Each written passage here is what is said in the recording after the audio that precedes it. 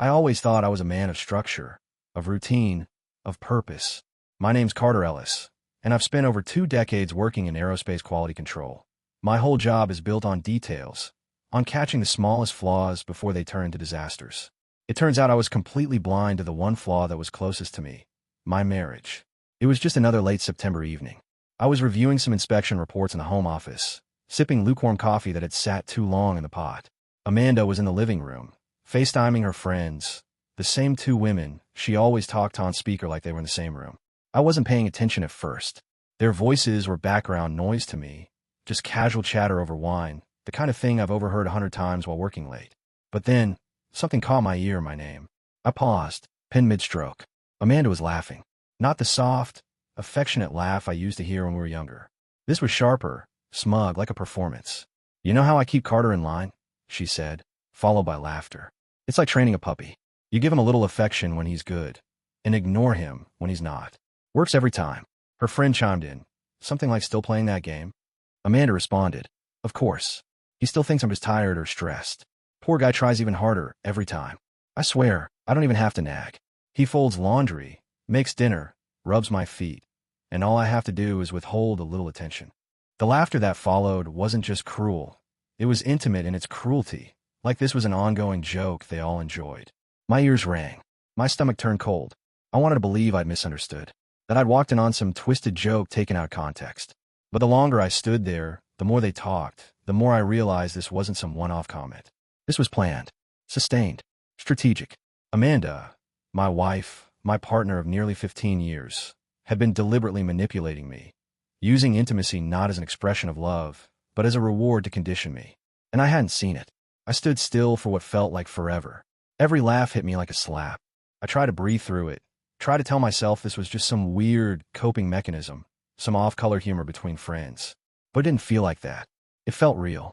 I thought back to the countless nights she claimed she was too tired, or the days she'd go cold after a minor disagreement, only to warm up again once I bent over backward to fix whatever I didn't even know I'd done wrong.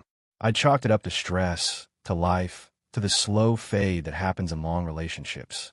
But now I saw it for what it was: calculated, weaponized. She wasn't withholding affection because she was overwhelmed or exhausted. She was punishing me, rewarding me, controlling me, like a dog being trained to sit, stay, roll over. And I played my part perfectly. I'd felt the shift over the years. The subtle way her affection became less frequent, the way her moods seemed to dictate the atmosphere of her home. I thought I was doing the right thing by adapting, taking on more chores, being more present, making sure I was the kind of husband any woman would be proud of. I thought I was helping us grow closer again. But I see now that every gesture was measured against a rule book I didn't even know existed. A system of manipulation that she had refined behind my back and mocked with her friends. I didn't confront her that night. I couldn't. My hands were trembling. I stared at the blank report in front of me for minutes before quietly closing my laptop and going upstairs. Amanda was still downstairs laughing, completely unaware that the foundation of trust one had in her had just collapsed. Lying in bed, staring at the ceiling, I tried to piece together how I could have missed this. How the man who inspects microscopic cracks in aircraft fuselages failed to see the fractures in his own marriage. Maybe I didn't want to see it. Maybe I was so desperate to hold on to what we had that I ignored the obvious signs: emotional distance, her disinterest in real communication, the way she'd grown colder over time unless I was actively doing something to win her favor. I remembered a time early in our marriage when we couldn't keep our hands off each other, when affection wasn't something to be earned like a treat tossed to a dog. I thought we had something real, something built on mutual respect and care. Now I couldn't even look at her without hearing that laughter echo in my skull, sharp and mocking. All I could think about was the way she spoke about me, like I was some clueless idiot dancing for scraps of affection. She saw my efforts not as love or commitment, but as obedience, as proof that her little system worked. I felt humiliated, small, played. I didn't sleep that night, just laid there, cold, trying to imagine how many more things she might have said that I hadn't heard, how long this had been going on, whether anything between us had ever really been genuine at all. I didn't know what came next, but I knew one thing for certain. Something had broken inside me, and I couldn't unhear it. That night changed everything. I couldn't stop thinking about what I'd heard, and even when I wasn't actively replaying Amanda's words in my head, they echoed underneath every thought like static. It was like some sick switch had flipped in my brain. One moment I was just a tired husband, doing his best to keep his marriage alive. The next, I was a man trying to decipher how long he'd been someone else's experiment. I started replaying everything. Every cold shoulder, every awkward silence at the dinner table, every carefully timed rejection disguised as fatigue or a bad mood. Over the next few days, I couldn't stop my mind from drifting back, not to the good moments, but to the ones that didn't make sense before, the ones I used to brush off as stress or coincidence. Except they weren't coincidences. Not anymore. There was that weekend last year when I asked Amanda if she wanted to come with me to a business event a friend was hosting. Nothing fancy, just a casual evening gathering for some folks in the industry. She declined with that usual soft smile and a vague, "I don't really feel up to it." I didn't push, of course. I never did. But later that night, when I got home, she was distant. Not angry, just vacant. Barely looked up from her phone. When I tried to kiss her, she turned her face just slightly, and I kissed her cheek instead of her lips. The message was clear, and the days that followed were more of the same. Quiet dinners, indifferent nods, a complete lack of warmth. At the time, I thought maybe she felt left out or unimportant because I'd gone without her. So I apologized, bought flowers, took her to her favorite restaurant. Things went back to normal after that. But now, looking back, I realized that wasn't sadness, that was punishment. She didn't want me to feel guilty because she was hurt. She wanted me to associate doing what I wanted with losing her attention another time. I suggested we trim back some expenses. Nothing drastic, just a review of our subscriptions, and maybe postponing a kitchen remodel she brought up. I brought spreadsheets to the table. Logical, respectful. But the reaction was like I told her we were selling the house and moving into a tent. She got quiet, withdrawn. That night, she went to bed early. The next few weeks, she was cold. Not mean, never overtly mean, but everything became mechanical. The way she spoke to me had no color, no softness. It was like living with a polite stranger. We weren't fighting. That would have been easier. We were just off, and I kept trying to fix it, offering to take on extra projects, complimenting her more. I even agreed to a few purchases I was initially against, thinking maybe I'd been too rigid. The moment I did, she softened, smiled, slid her arms around my waist like nothing had ever happened. And again, I thought I'd done the right thing. But now I know it wasn't about money. It was about control, a slow tightening of the leash every time I strayed outside the line she drew. Even something as simple as visiting my brother, just an afternoon to help him move furniture, was enough to trigger a shift. That day, she acted totally fine when I left. Wished me well, even packed a snack for me. But when I got home, she said she was exhausted, needed space. That turned into 2 days of quiet tension, where everything I said seemed to land wrong, and I couldn't figure out what I'd done. I thought maybe I'd been gone too long. Maybe she needed me more than she let on. I apologized again, brought home takeout from her favorite place, rubbed her back in silence while she watched TV. And just like before, things went back to normal. She never even explained what had upset her, but somehow I was the one who felt like I'd been wrong.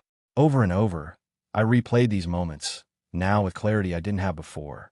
I wasn't just unlucky or married to someone temperamental. I was being conditioned, trained. She never yelled, never accused. But her silence, her distance, her sudden withdrawal of affection, it all served the same purpose. And I responded exactly how she wanted me to. I worked harder. I tried to be softer, more attentive. I folded myself smaller and smaller just to keep the temperature in the house warm. What haunted me the most was how subtle it had all been. Like microfractures in a turbine blade, invisible to the eye unless you knew exactly where to look. And once I saw them, I couldn't unsee them. Her strategy was surgical. Withdraw when I resisted.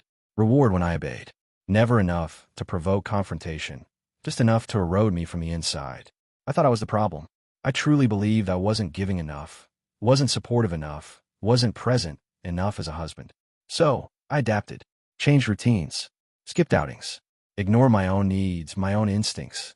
I became more agreeable, more apologetic, not because I was weak, but because I loved her and I thought she was hurting. But she wasn't hurting, she was orchestrating. Even now, I can hear her laugh in my head, the one she used with her friends that night. It was the sound of someone who knew exactly what they were doing. And the worst part, she wasn't just laughing at me. She was proud of what she'd built, of how she could twist me without ever raising her voice. And I was proud too. Proud of being a good man, a caring husband all the while. I was being molded into something else entirely. Something obedient, predictable, and easy to manage. It felt like a second betrayal. The first was hearing her say it out loud. The second was realizing I'd lived it for over a year without seeing it. All those nights I lay awake wondering if I'd said something wrong. All those small compromises I made thinking they would bring us closer. They were bricks in the structure she was building, and I was helping her stack them one by one. I didn't yell. I didn't throw anything. I didn't storm into the living room and demand answers, though every nerve in my body burned with the urge to do exactly that. But something deeper than rage settled in, something far colder, far quieter. It was like a steel plate locked in a place inside me, heavy and final. In that moment, I understood the power of silence, not as punishment, but as control reclaimed. I didn't need a confrontation. I needed clarity, and I had it. For the first time in years, I saw Amanda and our marriage for what it truly was, and I understood exactly what I had to do. I didn't leave, not physically. I got up the next morning as usual, made the coffee, folded the laundry, and responded to work emails like any other day. But everything about me had shifted. It wasn't rebellion. It wasn't anger. It was precision. Just like when I inspect an aerospace part and discover a flaw, I don't scream at the metal. I document it. I understand it. And I adjust. I had found the flaw, and I was adjusting. First, I stopped reaching for her. No more spontaneous hugs in the kitchen. No more brushing her hand across the couch while we watched something together. No more kisses when I left for work or when I came home. I didn't withhold kindness. I just stopped offering myself like some gift she could accept or ignore, depending on how well-behaved I'd been. If she wanted warmth, she'd have to meet me halfway. Not because I was punishing her, but because I was done performing for scraps. Then I stopped rearranging my life around her moods. If she gave me the cold shoulder, I didn't wrap myself in guilt trying to decode the reason. I let the silence sit. If she retreated emotionally after I made a decision she didn't like, I no longer ran to bridge the gap. I let it be. If I wanted to go to my brother's for a barbecue, or help a coworker move, or stay late at work, I did. I didn't justify it. I didn't ask for her blessing.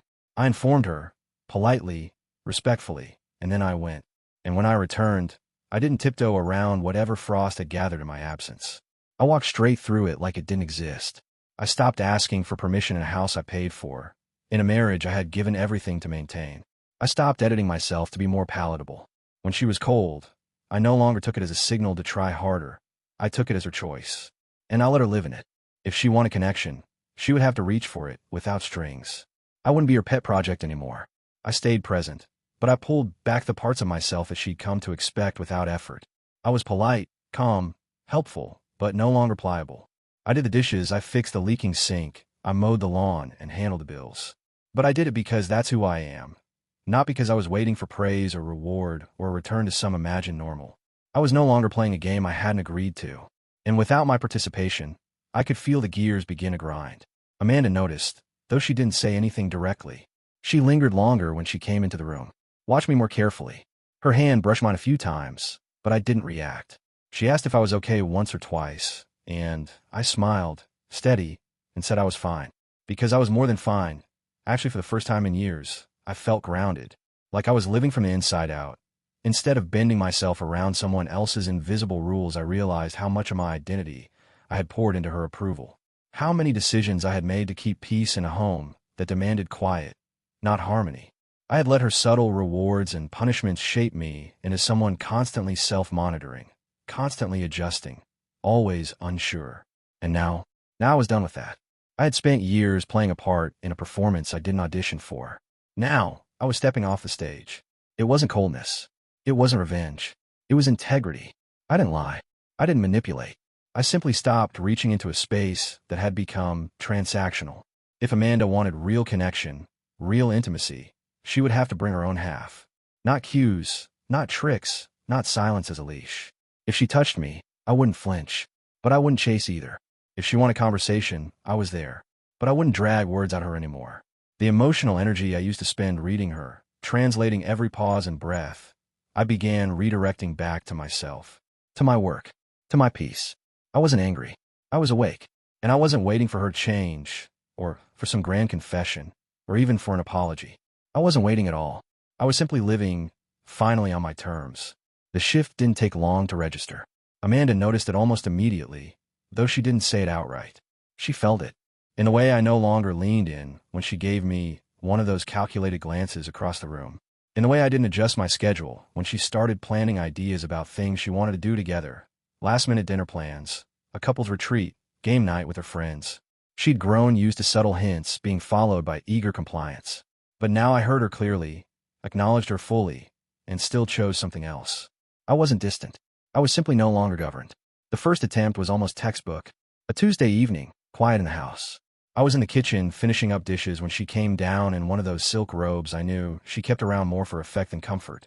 It was the same routine I'd seen before: glance over the shoulder, robe slipping just enough, voice softer than usual. She leaned next to me at the sink, fingers brushing mine under the pretense of reaching for a towel. There was always that pause, the invitation that followed. I looked at her, not with resentment or rejection, just calm awareness. I handed her the towel. I told her she looked beautiful, because she did, and then I turned back to finish rinsing a plate. That's all. No touch, no pull, no lean-in kiss to escalate the moment. Just a gentle acknowledgement, then a return to the task at hand. And I could feel her surprise, like a slight intake of breath she didn't intend for me to notice. But I noticed everything now. The next day, she tried a different approach: connection through activity. She brought up a local game night when her friend was hosting a couples thing, said it would be good for us to get out more, her tone light, casual. I'd been invited before to these sorts of things, always last minute, always framed like a shared opportunity, when really it was another unspoken test. Would I cancel my plans to accommodate hers? Would I interpret her desire as obligation? But this time I didn't bend. I thanked her for thinking of me, told her it sounded fun. Then I said I'd already committed to a long bike ride with Leo that night, something we'd been putting off for weeks. I watched the shift in her face, the micro-expressions she thought she hid so well. That flicker of confusion. Then the almost smile, like she wasn't sure if she should be annoyed or intrigued. I didn't leave space for debate. I didn't ask if it was okay. I stated it as a fact. I was doing something for me. When the evening came, I didn't rush to get home. Leo and I took our time, rode longer than planned, grabbed a drink afterward, laughed the way men do when they're finally breathing in open air, when their time is their own. I didn't text Amanda while I was out. I didn't check in or ask how the game night went. When I returned, she was already upstairs. I made a sandwich, watched some late-night documentary about old aircraft models, and went to bed without any tension in my chest. The following morning, she was quiet. Not angry, not withdrawn, just off balance. I could feel her recalibrating. The familiar levers she'd pulled for years weren't getting the same results, and it unsettled her. She came down in jeans and a soft sweater, no robe, no performance. She asked how my ride was, eyes lingering on me longer than they used to. I smiled, told her it was great, told her Leo's kid had started kindergarten. Then I asked how her night had gone. She blinked, said it was fine, just fine. Her tone didn't match her face. I didn't press. I didn't try to fix whatever she hadn't said. I just nodded, sipped my coffee, and went on with the day. It was strange, watching it all unfold with such clarity. All the old dynamics were still present. She was still trying to steer, still probing the edges of my behavior. But now I wasn't moving where she pushed. I wasn't resisting, either. I simply wasn't reacting. My warmth remained. My kindness didn't waver.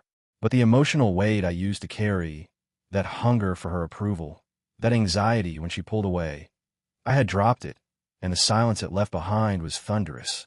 There were more little tests after that. The way she lingered in doorways, waiting for me to initiate affection. The suggestions that we really should spend more time together. The way she played at vulnerability, floating subtle guilt into conversations. But each time, I met her with calm, consistent presence, and no pursuit. I wasn't cold. I was clear, and it was driving her quietly mad. Control was slipping through her fingers, and for the first time, she didn't know how to get it back. And for the first time, I wasn't offering it.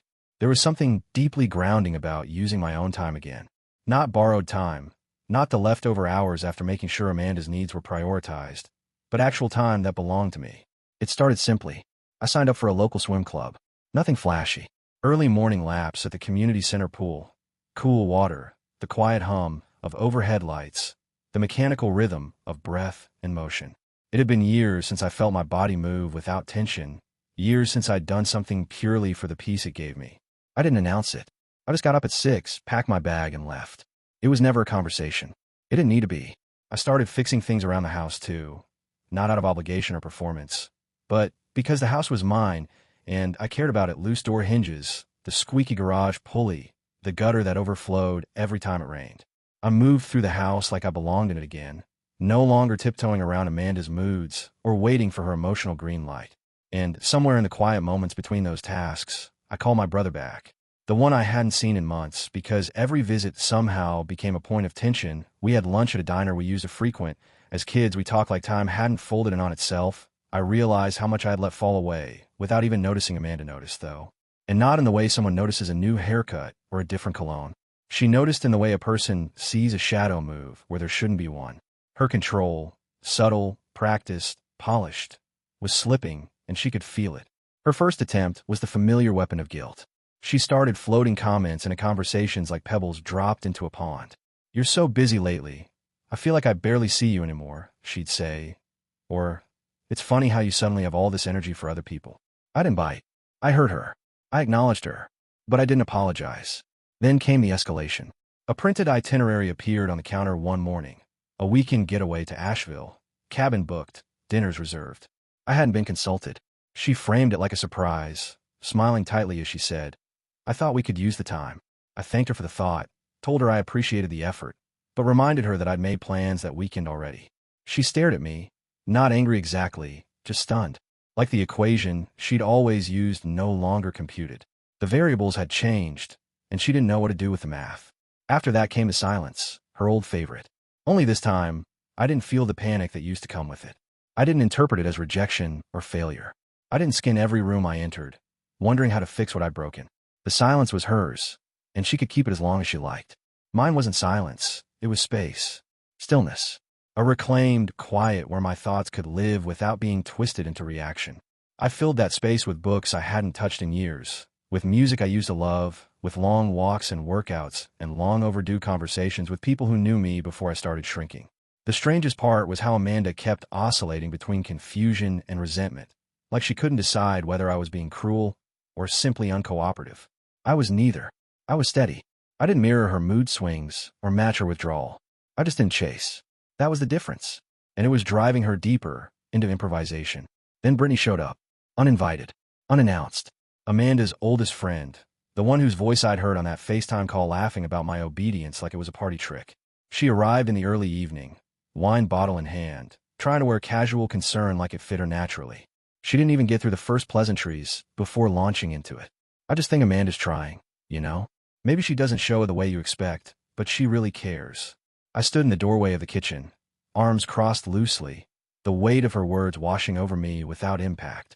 I let her talk, let her pace, let her throw out whatever version of the story Amanda had fed her. And when she paused, waiting for me to fold, I answered evenly. "Control doesn't work halfway," I said. "You don't get to shape someone with silence, reward them with affection, and call it love. If Amanda wants a partnership, she needs to meet me there, not wait for me to return to the version of myself that played along." Brittany's mouth opened slightly, like she had a follow-up ready. But nothing came, just that awkward shift of someone who thought they were delivering a lecture, only to realize they'd walked into a closing argument. I didn't yell, I didn't defend myself, I didn't offer a checklist of grievances, I just stood still and told the truth. She left 10 minutes later, a little quieter than when she arrived. Amanda didn't say much that night. I heard her moving around upstairs, drawers opening and closing, the sound of a closet door creaking on its hinge.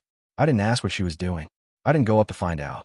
I sat on the porch instead, sipping coffee that had gone cold, watching the sky shift into blue-black while the crickets chirped like they had for every man who had ever realized it was okay to stop asking permission to exist.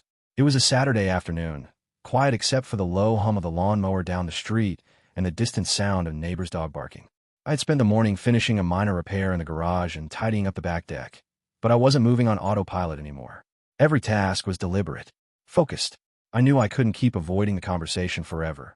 Not because I owed Amanda some explosive confrontation, but because I owed myself the honesty I had been denied for too long. There was no drama building inside me, no rage ready to burst. Just a firm, unshakable clarity. It was time. Amanda was in the kitchen, barefoot, scrolling through her phone with a glass of lemon water half full on the counter. She looked up when I walked in, expecting something, maybe a comment about dinner or a question about errands. I pulled out one of the chairs and sat down across from her, rested my arms on the table, and let a few seconds pass before I spoke. "I heard everything you said to Brittany and Rachel that night," I said, voice calm, steady. Her eyes flicked up, startled, like I'd thrown something, but I hadn't moved. "The FaceTime call. The jokes. The part about how you use intimacy to train me like a dog." Her face drained of color. The phone lowered slowly. She opened her mouth, but nothing came out at first, just the faint sound of her breath catching in her throat. I didn't push. I let the weight of the words settle into the space between us. When she did speak, it was barely above a whisper. "Carter, I didn't mean, it was just girl talk. It wasn't serious." I nodded slowly, still watching her. Maybe you didn't mean it to be serious, but it was honest. You don't laugh like that about things you don't believe. I've spent a long time trying to figure out why our marriage felt so lopsided. That call answered every question I've been asking myself for the last year and a half. She reached for her water, hands trembling slightly. I was venting, she said. I didn't mean to hurt you. I'm not here to drag you through shame, I said plainly. I'm here to make something clear.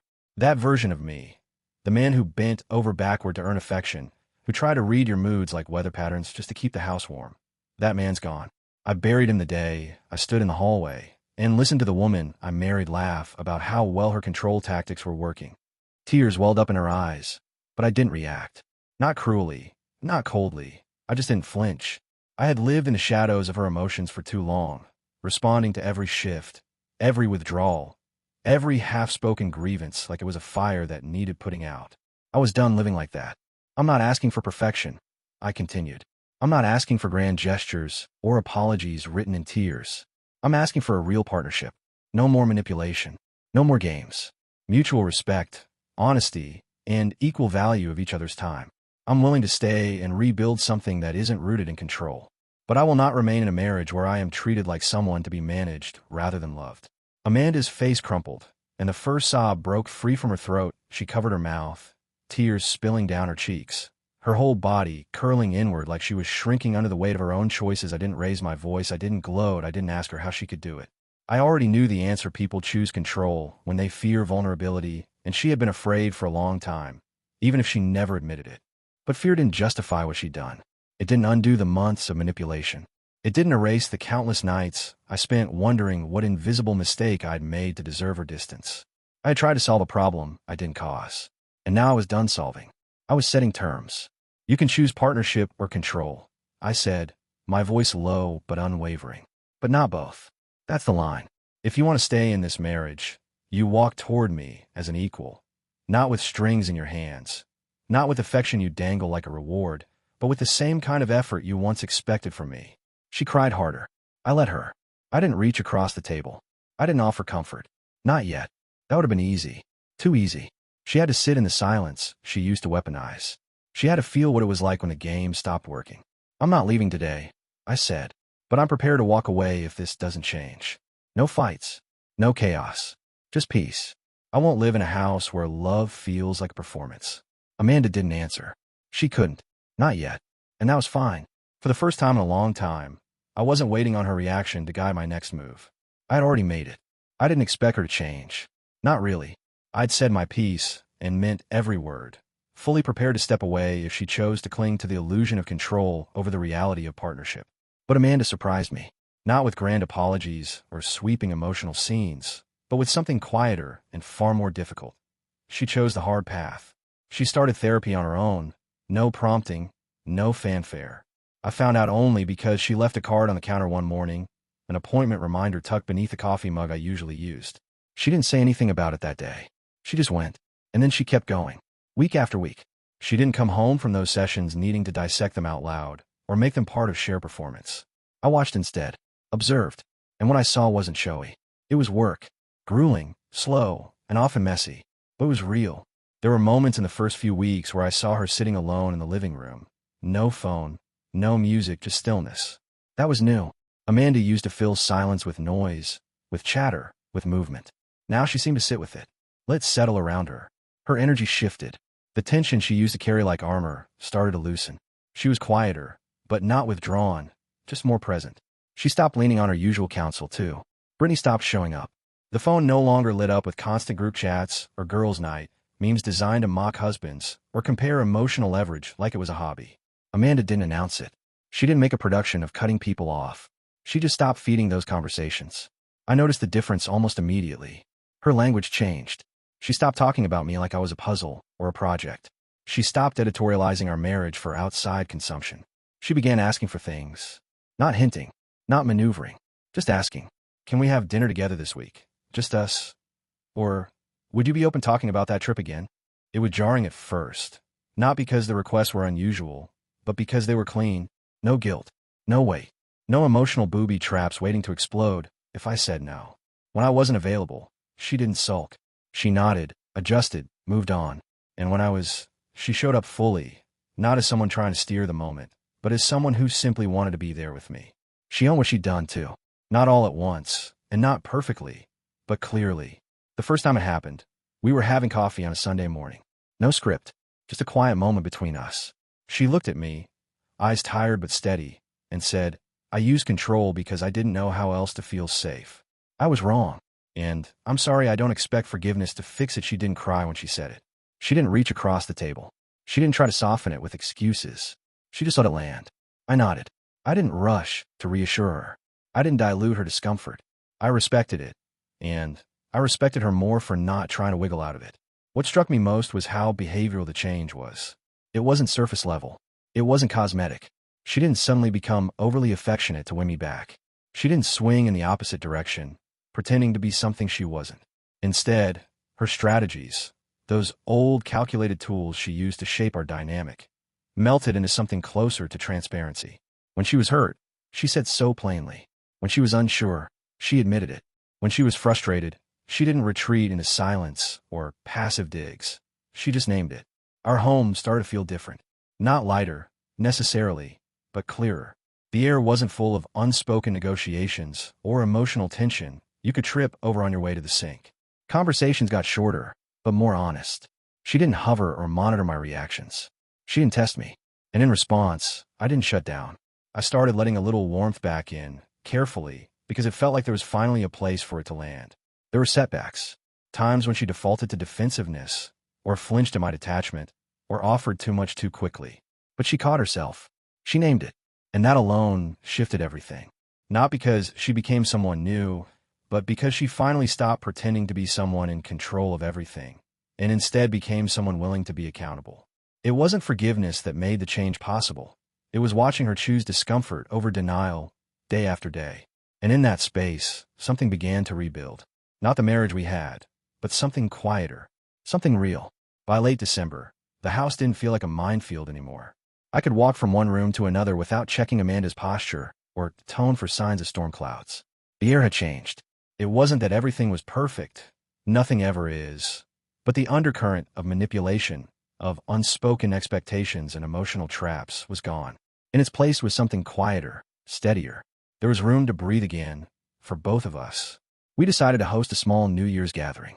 Nothing extravagant, just a few close friends, some string lights out in the yard, folding chairs pulled from the garage, a space heater humming on the patio, and music low enough that people could actually talk. It was the kind of evening we might have avoided before, not because of the effort, but because it required collaboration. For years, working side by side had always come with tension. I'd find myself overcompensating, adjusting my pace, tone, and actions to keep her happy, trying to avoid whatever invisible line might trigger withdrawal. But this time it was different. We spent the afternoon putting up lights in the backyard, trading out old bulbs, untangling extension cords, and laughing at how poorly we both remembered the layout from last year. Amanda held the ladder while I clipped icicle strands to the gutter, her hand steady, her voice calm. There was no hidden score being kept, no emotional tally running in the background, just the work in front of us, and a shared willingness to do it. At one point, she stepped back and looked at the house, the lights beginning to glow as the sun dipped. "It looks good," she said softly. I looked over at her, her hands tucked into the sleeves of her sweater, her face pink from the cold, but peaceful. I didn't feel the need to analyze her words. Didn't wonder if they came with a price. I simply agreed. Inside, we set up drinks and snacks in the kitchen. She took the lead on the playlist. I handled the fire pit. There was no script, no power shift disguised as cooperation. Just small tasks being done with mutual effort. We passed each other in the hallway more than once that evening, brushing shoulders, and for the first time in a long time, I didn't flinch or calculate. I just smiled, and she smiled back. Later that night, after everyone had gone and the last paper plates were tossed in the bin, we stood in the kitchen with mugs of tea, surrounded by the warm remnants of the evening, the lingering smell of cinnamon, the faint sound of music still playing on low, the distant pop of a neighbor's firework. Amanda leaned against the counter, eyes tired but soft, and said, "Thank you for not leaving." The words were simple, but they hit somewhere deep. I turned toward her, letting a long breath settle in my chest, and answered quietly, "I did leave, the old version. That's why I could stay." She didn't speak right away, just nodded, eyes glinting a little under the overhead light. There was no apology attached, no follow-up plea for reassurance. Just mutual understanding. We both knew what it had cost to get here. Not just the damage, but the excavation, the unlearning, the rebuild. We weren't fixed. There were still moments when our voice tightened too quickly, or when I withdrew out of habit rather than intention. But those moments no longer defined us. They passed. We named them, moved through them. Neither of us reached for power when we were uncomfortable. Neither of us weaponized silence. There were no more games being played beneath the surface. What grew in the absence of manipulation wasn't fireworks. It was steadiness. It was the simple relief of being seen without strategy. I didn't have to earn affection anymore. She didn't have to disguise her fear with control. We stood in the middle of that kitchen, not as the best version of us, but as the truest one. And that's when I understood it completely. Love was never a lever. It wasn't something to be pulled to get compliance, or withheld to extract obedience. It wasn't a test to be passed, or a tool to be sharpened. It was a choice, a quiet, deliberate choice made moment after moment. And, for the first time in years, we were both choosing it freely.